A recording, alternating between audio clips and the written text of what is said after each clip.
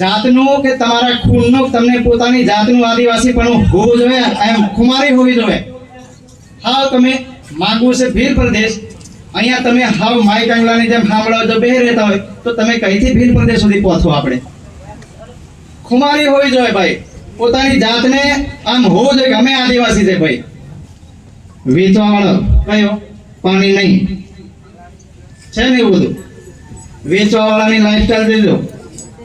4 wheeler હશે, જોરદાર ઘર હશે, પણ પીયા વાળા કેવા હોય? 10 રૂપિયા લઈને કદીકથી ઉઘરાઈ લઈને પીયા જતા હોય. આ આપણો સમાજ છે.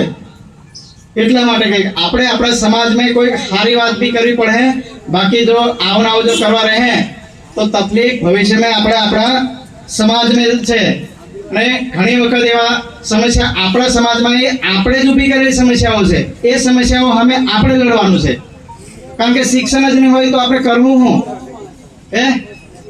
સમાજમાં એવા ઘણા કુરિવાજો છે કે ઘણી એવી રીતિ રિવાજો છે જેને આપણે આપણા સમાજને સુધારવો હોય તો 3 જ સ્ટેપ છે આપણા માટે. 3 મુદ્દા ઇમ્પોર્ટન્ટ છે આજના AI ના જમાનામાં, આર્ટિફિશિયલ ઇન્ટેલિજન્સના જમાનામાં 3 મુદ્દા એવા છે. જો આપણે આપણા સમાજને, આપણા વિસ્તારને, ઘર, કુટુંબ, પરિવારને જો આગળ આપણે લાવવું હોય તો પહેલું તો આપણને જરૂર પડશે શિક્ષણ લેવું પડશે. અને આપણે ઘણી વખત આપણે કઈ નોકરી મળતી જ નહીં, તમારે તૈયારી કરવી છે હોમગાર્ડની, અને જોઈએ તમને નોકરી IPS ની. કઈ મળે તમને નોકરી ભાઈ? તૈયારી જેવી કરવાની કે આપણે IPS ની તૈયારી કરવાની તો તમે ઓટોમેટિક કોન્સ્ટેબલમાં કે ક્લાસ 2 માં તમે લાગી જાઓ. બરાબર? તૈયારી તમારી આંગણવાડી વર્કર સુધીની હોય. બરાબર ને?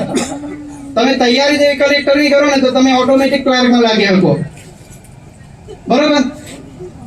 તમારે સપનું તો ઘણું મોટું છે. આપણા વિદ્યાર્થીઓને બધાને, યુવા મિત્રોથી માંડીને બધાને એકબીજાનો વાંક કાઢવાથી એકબીજા નામ કરે, પણ આપણે આપણા સમય દરમિયાન, આપણા જન્મના જીવનકાળ દરમિયાન આપણે આપણા સમાજ માટે તમે કે હું, આપણે હું કરી દેવાનું છે.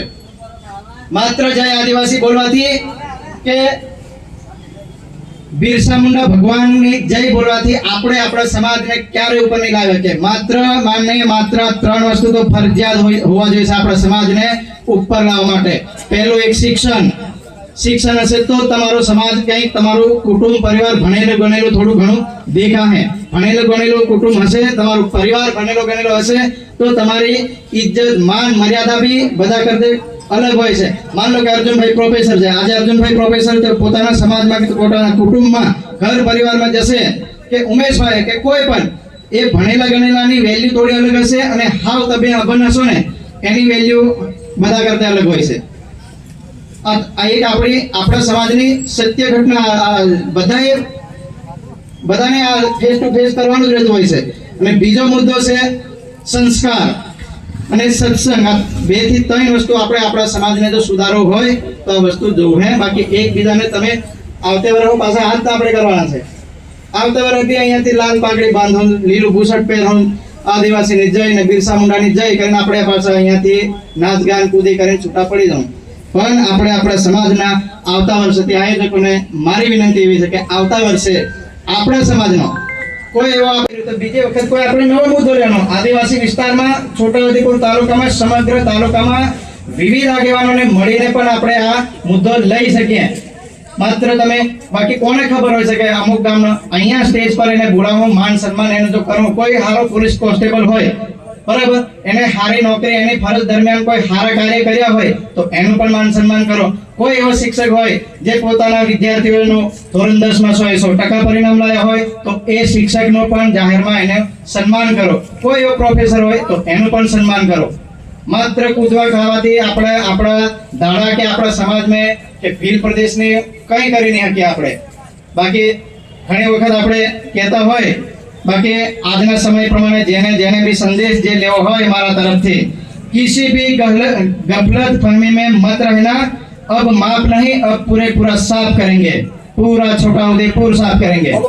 એટલે એના બી કોઈ હોય તો એને બી આપણે કહી દઈએ. અને છેલ્લી એક વાત મારી એવી કહીશ, અને અમારા સમયના બધા જો જાગૃત ના થઈએ તો સમય ક્યાં લઈ જશે, શું કરશે એ બધાને જ પોતપોતાને ખબર છે મિત્રો. બરાબર? એટલે કોઈ નેતા કે અભિનેતા કે ગવર્મેન્ટનો વાંક કાઢ્યા કરતા આપણે સુધરી જવું પડે. આપણે કોઈને સુધારવાની જરૂર નહીં, આપણે પોતે સુધરી જવાનું. સુધરી એટલે બધી રીતે સમજી જા, કોઈ તમને કહેવા નહીં આવે, બરાબર. ચાહતે ઉલ્ફતે इज्जते शोहरते, चाहते उल्फते इज्जते ये सब इस दुनिया में रहते नहीं. चाहते इज्जते उल्फते शोहरते इस दुनिया में रहते नहीं.